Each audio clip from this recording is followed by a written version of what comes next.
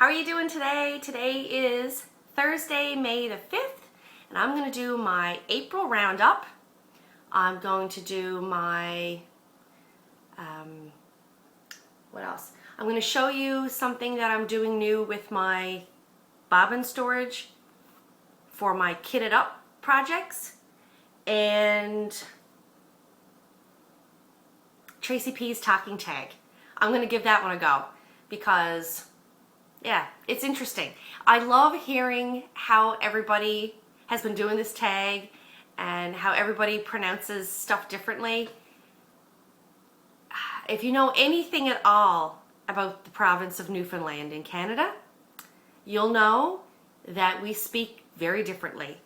I kind of try to keep my accent in check a little bit when I'm doing my videos.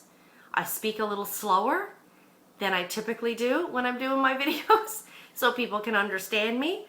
But the province of Newfoundland and Labrador alone has about 49 separate dialects just on the island portion of the province.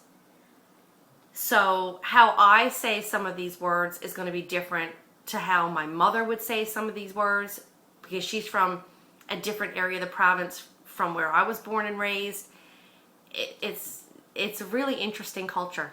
But anyway, I'm going to do Tracy P's talking tag. We'll see how that goes. I'm also recording this on my old iPhone because it has much more storage than my iPad. So the camera, I don't know how the angle's set up, but I don't know if I'm looking where I should be looking. Anyway. You would think with it being an iPhone, it would be the exact same as my iPad and I'd be all set to go, but it is a bit different. So first things first, let's get into my whips. April was a really busy month. My daughter's graduation was in April, her prom. She's graduating grade 12 this year, or level 3, whichever you prefer to call it here in Canada. She's finishing up school there this June, so next month she'll be finished. And she'll be starting her university, I guess, in September. So they had their prom in April, so we were busy trying to get, you know, hair, makeup, dress, shoes, da-da-da, all that stuff sorted out for prom. And then it was the big day, so I'll insert a picture of her, you know, because I'm a proud mama, I gotta show her off. So I'll insert a picture of her in her dress and us with her if I can find a good picture from my phone, because most of our pictures were done on our good camera and I don't have them transferred over yet.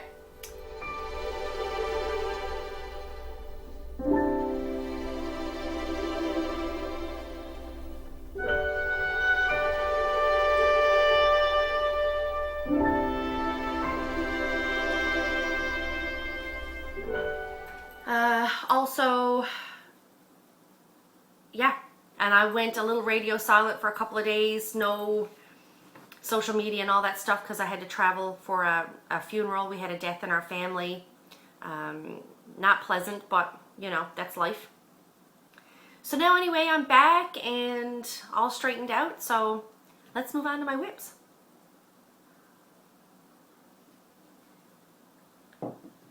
So the first whip that I would have finished up March with, and I would have been working on the first couple of days of April, would have been my Monopoly board. I'm not even going to bother to show that to you. It's in my last video. If you follow me on Instagram, and my Instagram is @PammyPapers, if you follow me on that, you would have seen pictures of it anyway. I didn't make any further progress. I managed to finish stitching the borders so that they all connected up, and I got some of the colors filled in on one of the sides. So that's where that is.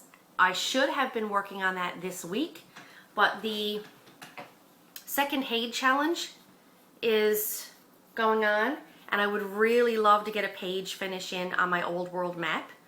So I've kind of I've pushed my rotation to the side for a little bit just so that I can work on my old world map and get that page finished done, because I'm determined to get that done.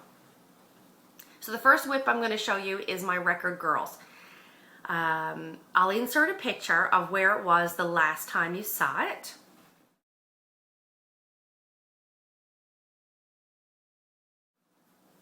And this this is her now. Well, I say her because there's only one of her in the picture yet. She has an eye and a part of a face. So this round, this month, I worked on a little bit more of the background here, but the solid stitching, oh, those big blocks of color, they're killing me, killing me. I actually fall asleep. I'll be sitting in my chair, stitching, and I can feel myself falling asleep because it just gets to be the same stitch after stitch after stitch. So anyway, so I finished some of that. Then I moved over here and I worked from here down because you can see where the page break was. So I've worked from here down and she has an eye. Look at that.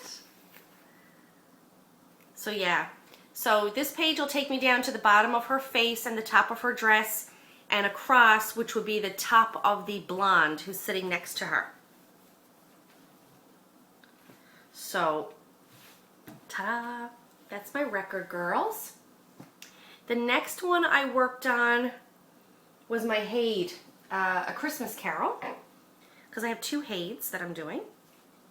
This one I'm still trying to fill in the blocks from the first Haid challenge.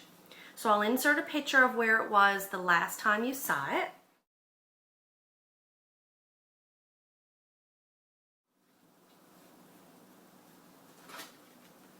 And this,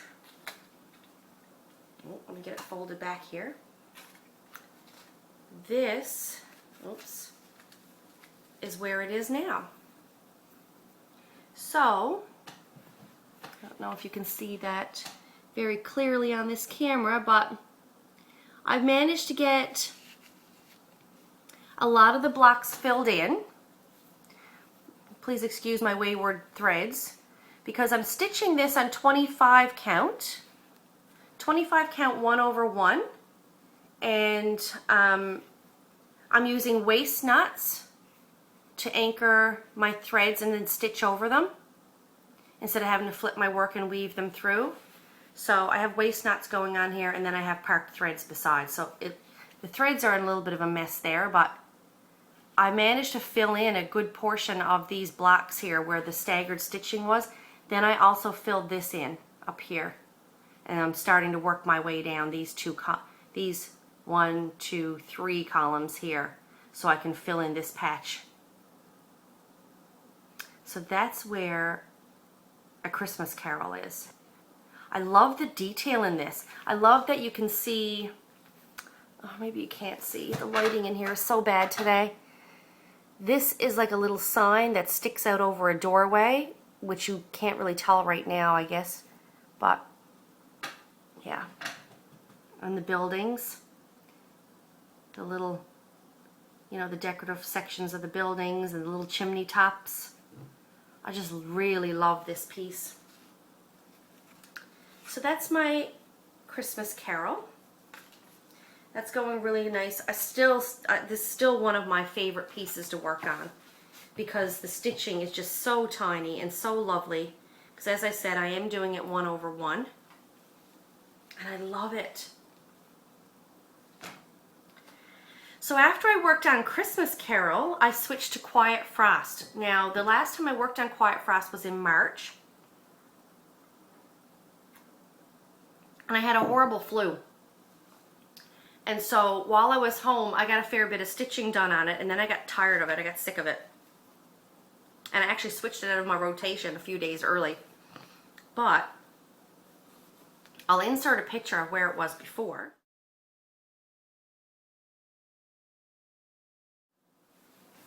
And this is it now. So this is coming along really nicely. Hang on, just let me fold this over so I can get that out of the way. There we go. So this is coming on really nicely.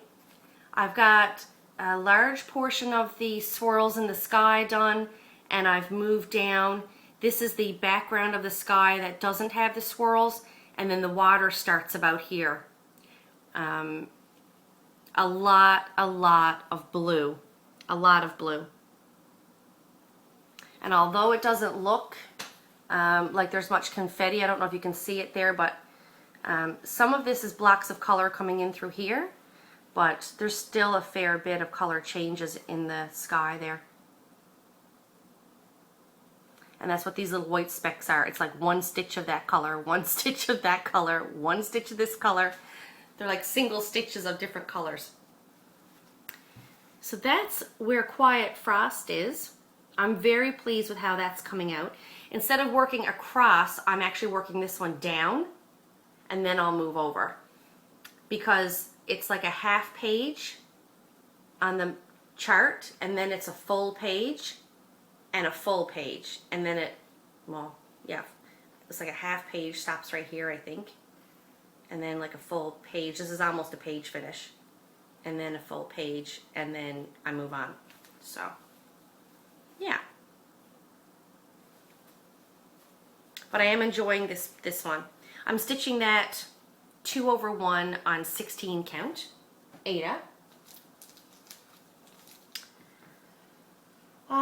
I have a couple other small whips that I'm doing that I take to work or use during my lunch break, that sort of thing. One of them is the Plum Street Sampler 12 Days of Christmas. It was a free chart that's offered on Plum Street Sampler's website. Slowest Christmas project ever for me, because I'm only picking at it at work. Like I said, on lunch breaks and stuff. But this month, here's where it is, the whole thing so far. So this month, I think, because I'll insert a picture, but maybe I won't insert a picture. I probably won't even bother. This month, I think I finished this block, the 7 Swans of Swimming, for the 7th day. And I started the 8th day, which would be 8 Maids of Milking. So I still love this piece. It's just going very slowly. And right now I have 2 little other little pieces that I want to focus on. And with summer coming up, because it's spring now, I kind of don't want to work on Christmas at the moment. So I think I'm going to lay this one aside. It's not going to become a UFO, but it's going to become a just not right now. I'm going to lay that one aside because there's 2 pieces that I want to get finished fairly soon, and I'm going to work on them instead. So the first one is Lizzie Kate's A Good Marriage. I've been working on that one just on the days that I work my day shifts. I've been coming home and putting a couple hours in the evenings. I'll insert a picture of where this one was the last time you saw it. It's still on my lap stand because I haven't taken it off, because I've been working on it on this and I've just left it on there. So this is it now.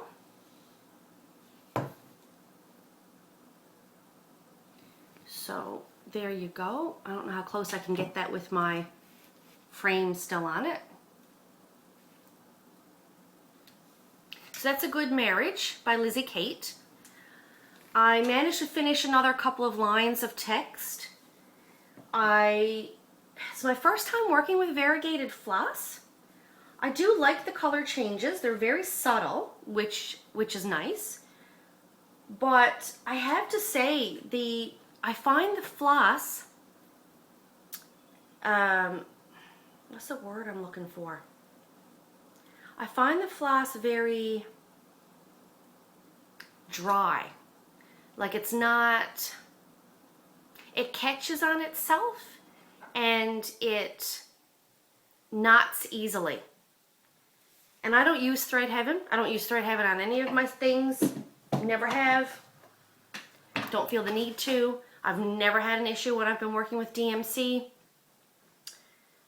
It typically doesn't knot up or twist up too badly. So I don't know if I was using Thread Heaven with the overdyed, because those are overdyed threads too. They're hand dyed floss. Some of it's DMC, but all the variegated stuff is hand dyed floss. So I don't know if that's what's causing the issue with the floss, if it's the way it's been dyed or if it's a dye that's in the floss, but I've noticed a little bit of issue with it kinking and knotting up. Anyway, but I'm enjoying it, and I like the look of it. It looks great. So I want to get that one done for our anniversary. Our 20th anniversary is in August, and I want to get that finished for then. So I'm going to work on that one intermittently, you know, an hour here, hour there. And then the other thing is, I don't know, anyone who's been watching my Flosstube videos for a long time will know that last year on Father's Day, I did a couple of Clouds Factory pieces for my husband for Father's Day. And my thought process is to do a little collage of some of the Clouds Factory pieces on a corner wall in our family room, because that's where we all sit around and watch our movies. We have movie night together. We watch our movies, we watch our TV shows, all that sort of stuff. So I wanted to do some of the Clouds Factory pieces of the more iconic movies that they have done charts for, and some of the TV shows. So last year I did a Jaws chart, and I also did, oh my gosh, it's gone right out of my head. I did another chart anyway. That wasn't actually a Clouds Factory chart. It's a chart that I made myself to look like a Clouds Factory. Oh, Shaun of the Dead. That's what it was. I made a chart for Shaun of the Dead that looks like the little Clouds Factory people. But I just took out graph paper and colored it and made them and picked colors myself. So this year for Father's Day, to go with his present, I'm going to do Star Trek, the original series characters from Star Trek, and I'm hoping to maybe do another movie, so either Ghostbusters or Back to the Future, something like that. So I did start the Star Trek one. So here's my little Captain Kirk. And again, the colors aren't showing up right here today, but you know, it is what it is. So there's Captain Kirk in all his little glory. So I think there's 7 characters on this one. He's the one in the middle, and then there's also, so there's Kirk, Spock, Uhura, Bones, Scotty, Chekhov, and Sulu. So I have Kirk done. So yeah, that piece and my Lizzie Kate piece are going to replace my stitching on my Plum Street sampler for the time being. And then in the fall, I'll go back to stitching my Plum Street sampler and get that finished. I want to turn that into a wall hanging for Christmas, so I'll have that done. I can pull out my ancient sewing machine. That's really, really old. And stitch up my sampler on that. So that brings me to my very last whip, and this is the one that I'm using for Hay Challenge number 2. It is Heaven and Earth Designs Old World Map. So I'll insert a picture of where it was the last time you saw it.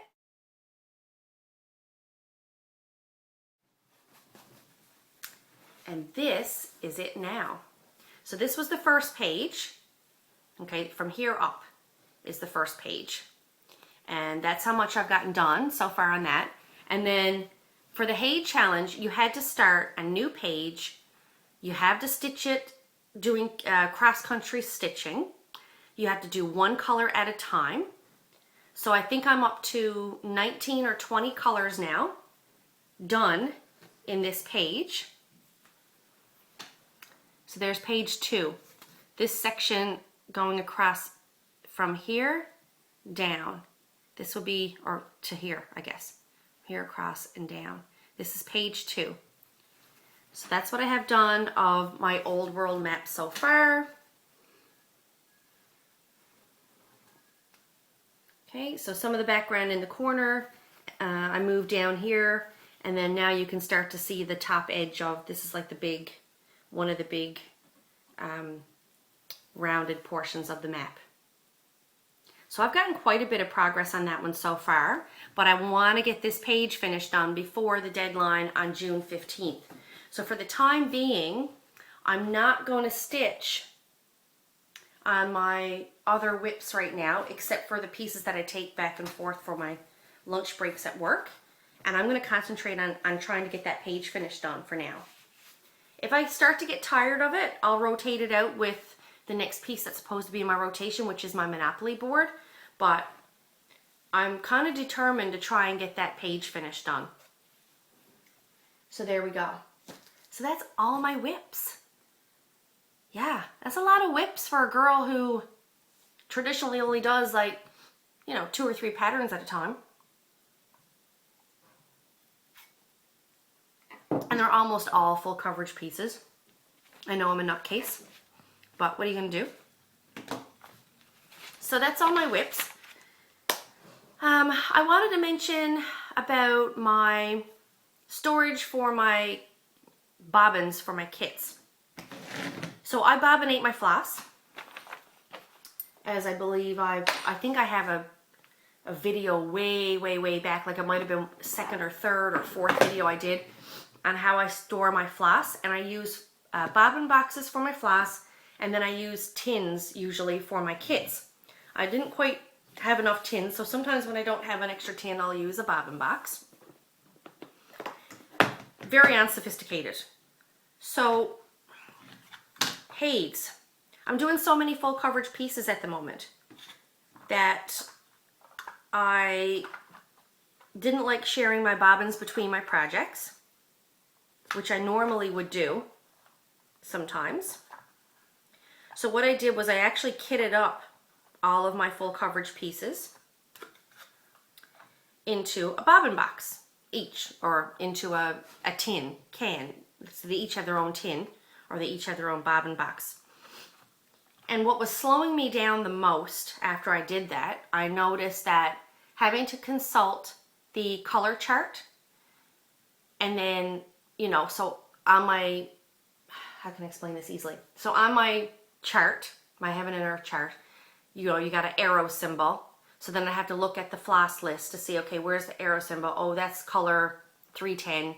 Then I had to go through my color box, pull out 310, get a piece of floss, put that back, start stitching. Oh, there's the next color. Oh, that one is a circle. Oh, go to your floss chart. Oh, the circle is, 3773. Okay, now go to that was time consuming, having to figure out which floss was which. So then I decided that I was going to give Orietta, I don't remember Orietta's last name. I was going to give Orietta's floss card idea a try, because I don't, these floss organizers you can get where you stick your needles in, or your floss in. The Paco ones, I think they're called, Paco. I didn't want to have multiple needles on the go at one time. Like I stitch and I just use one needle and I just rethread it every time. So that's fine and dandy. But Orietta had a floss card that she did up, and in the center of her floss card is like a foam core piece that when she's done with her piece of floss, if she's only used it for a few stitches and there's lots of floss left, she sticks it through the foam core piece and pulls the needle off, and it's left hanging next to the rest of the strands that are attached to the floss card. I'll try and put a link to that video where she shows her floss card in the description for my video. Genius. I thought this was a great idea. I was like, oh my gosh, so your flosses are all there. They're all on this card. You can have your symbols all drawn on, so you're just looking for your symbols like you do with the Paco organizer. But you can just hook your unused thread portions still in this little foam piece, and it's still organized. Well, I gave Orietta's idea a try, and God love you, Orietta. It's a lovely idea, but I couldn't use it. I made one of the organizers, everything was going fine, and I didn't like the fact that all the threads were hanging out. Like I had all of these strands of floss hanging everywhere. It's just not my thing. So I went back to my bobbins, but I was like, well, how can I need to figure out a way to get this to work for my bobbins. So what I did for my bobbins, and this is a little bit messy now because I have some that I'm using currently. I don't know if you can see this. So for my bobbins, instead of sorting them, usually my bobbins are sorted numerically, so they're easy to find the right number, the right color that I need. Usually they're sorted numerically. So what I did was I actually, I don't know if you can see that, but I actually took the bobbins out. It's a good example. I took the bobbins out. See, they still have their color number on them, okay? But on the back, I drew the symbol for the Haid chart and popped it back in the bobbin box. And instead of having them sorted numerically, I have them sorted in color groupings. So this box, for example, goes from greens to beige to browns to blues, so on and so forth. So when I'm working on a section of the chart and I see symbols and I know it's an area that's mostly greens or mostly beiges, I kind of already know where to look in the box for it. And when I see the symbol, I'm just looking for the symbol. And then what I've done is the pieces of floss, like these are the bobbins I'm currently using. So the pieces of floss, I cut off my length of floss, okay? And then what's left over, I just loop it through that hole in the end. So I still have a space to put my shorter pieces that I know are good for, you know, on Haid's, how you have so much confetti that you need like a stitch here and a stitch there sort of thing. I still have a space that I can loop on those short strands that I don't want to throw out, and then I still have my full length pieces attached there. But they're all sorted by the symbol instead of the number. Then when I'm done with the project, because the numbers are still on them, I can just wrap them back up and put them back in my stash and use them for my next project that I'm kitting. Or I can still steal between boxes, because if I need a color that I don't have, I can always go to one of my other boxes and just turn it around in the opposite direction, and I can still see all the numbers, and I can just pull it out and use it if I need to, for like cut off a length and use it for my other kit. So that's what I'm currently doing with my bobbins, and that's working really good. It's efficient for me. It's easy for me to find my colors when I need them. And when they're not in use, you know, I just close it up and away I go. So that's what I'm doing with my bobbins. Now, I am 27 minutes in.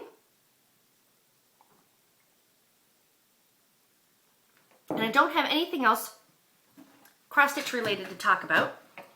Although I will say, Orietta is also, I had asked her about, she's doing the Prairie Schooler alphabet, which I'm in love with, and I have the charts, and I'm going to start stitching it, but I can't do it right now. I cannot do it. I've got too many full coverage pieces going on. But Orietta's been, you know, I asked her about how she's doing hers, because she's doing it as one large piece as well, but she's doing it on 28 count fabric, and she's stitching it 1/1, and it is gorgeous. Her stitches are so dainty and tiny, and oh, they just look lovely. They look lovely. So now I think I'm hooked. I'm hooked on the idea of doing mine on 28 count fabric as well, 1/1, because I had toyed with the idea of doing it on 36 count, 2/1.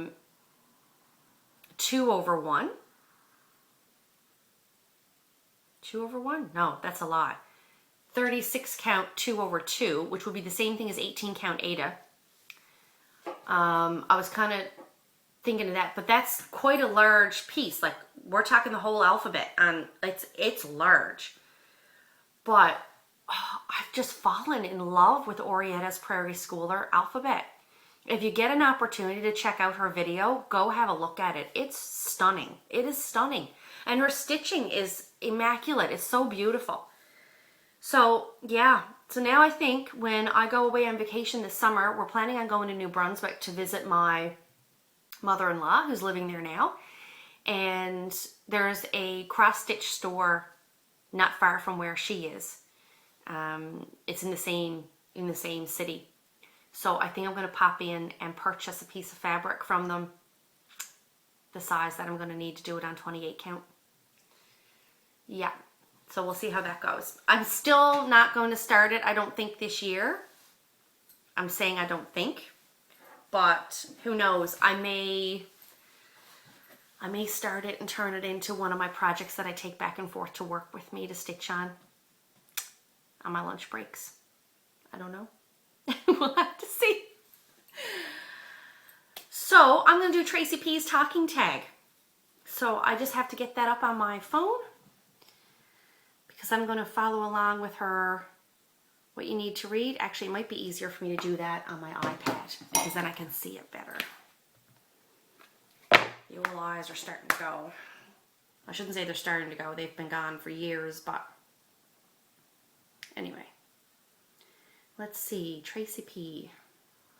Okay, here's Tracy P's talking tag. So she has a list of words that you need to read out. You need to say them so that people can hear how you pronounce them. And then there's some questions that you have to answer. So we're going to give this a go. So here are the words. Ant, root, wash, oil, theater, although a lot of people in our province pronounce it theater. Iron, salmon, caramel. Yeah, caramel. I say caramel. Fire, water, shore, data, ruin, crayon, toilet, New Orleans, pecan, unless you're talking about the pie. Like we say, okay, I say pecan pie, right? That's how I just said the word, pecan. I say pecan pie, but if I'm talking about the nut by itself, I would say pecan. So I pronounce it both ways. It just depends on how I'm using it, in what context I'm using it. Both, again, probably, spitting image, Alabama, lawyer, coupon, mayonnaise, syrup, pajamas, cot. All right. So now the questions. What is it called when you throw toilet paper on a house? We just call it toilet papering. I know some places say TPing, but we say toilet papering. What is the bug that when you touch it, it curls into a ball? I don't really think we have those here. If I had to call it anything, I would say it's a carpenter. They're like the little black ones that you find under rocks sometimes, or sometimes you'll find them crawling in the basement of your house. Yeah, carpenter. What is the bubbly carbonated drink called? We call it pop. What do you call gym shoes? They're sneakers. Always called them sneakers. I've never called them anything else. They're sneakers. What do you say to address a group of people? What are you at? Now, that is a true Newfoundland term. What are you at? We say that to one person, we say it to a group of people. And it's basically a combined, it's a combined phrase. Because we tend to run a lot of words together. So, what are you at is what are you at? Which means, what are you doing? How are things going? You know, what are you at? I think I say that a lot at the beginning of my videos. I say, what are you at? So that's how we address a group of people. What do you call the kind of spider that has an oval-shaped body and extremely long legs? So the kind of spider that looks like that is, we used to call it as a kid rain spiders, because they were an actual spider and they would kind of, you know, trample along the ground. And if there was a superstition that if you stepped on one, it would rain. So they're called rain spiders. But I heard a lot of people calling it a daddy long legs, but in Newfoundland, a daddy long legs is not a rain spider. In Newfoundland, a daddy long legs, they have wings. They're like these really gangly looking bugs that have really long legs, and then they have wings. And they kind of flit around your porch light. Those are daddy long legs. So the spider that has the long legs is a rain spider. Something completely different to us than a daddy long legs. What do you call your grandparents? Nanny and Poppy. I had a Nan and Pop, or Nanny and Poppy, on both sides of my family. My kids call my parents Nanny and Poppy, and they call my husband's parents Granny and Grampy. Only because my husband's from New Brunswick, and traditionally that's typically what they call, I guess, grandparents over there, and it's just stuck. What do you call the wheeled contraption in which you carry groceries at the supermarket? It's a shopping cart or grocery cart. We call it a shopping cart if it's in a store, and we call it a grocery cart if it's in a grocery store. Go figure. What do you call it when rain falls while the sun is shining? We call it a sun shower. What is the thing you change the TV channel with? We call it the remote or the clicker. My mother always calls it the clicker, but we call it, yeah, the remote or the clicker. Now, on to Dee Stitchers Channel.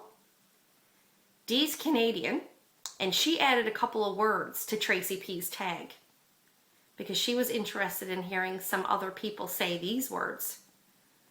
I'm going to see if I can find hers where she did it. Here it is. And I'm going to see if she added the words in her description. Oh, she didn't add the words in her description. Okay, so I went back and looked at Dee's video, and Dee Stitcher added 3 questions. So the first one was, what do you wear on your head in winter? And it's a toque, T-O-Q-U-E. It's a French word, but it's basically a hat, a winter hat, okay? A wool hat. And we call it that here as well. What do you sit or lie on, like in your living room? We call that a couch or sofa. Both words get used here in Newfoundland, but sometimes it's a couch, sometimes it's a sofa. What do you color with? It depends, but we use crayons, or I know Dee Stitcher said pencil crayons for like the colored pencils.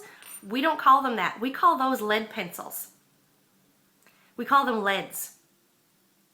So Dee, I thought that was interesting because my kids, like when you get your shopping list for school for the kids come the beginning of the year, things that they'll need, and under coloring or their art supplies, it would say, on ours, it would say, crayons or what have you, but we call them leads, lead pencils.